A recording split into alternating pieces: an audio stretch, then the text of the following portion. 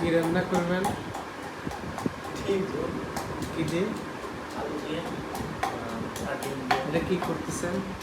এটা হলো রসুন আর আদা বাড়তেছে, আর এলো পেঁয়াজ মরিচ কাটা হয়েছে। 80 ডিম ঝোল। আপনাদের পাটা নাই পাটা?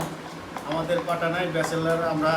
মাসাল বেশি বাড়ানোর জন্য আমরা এই শেষনিটা কাটি। সুন্দর আইডিয়া তো। ঠিক আছে।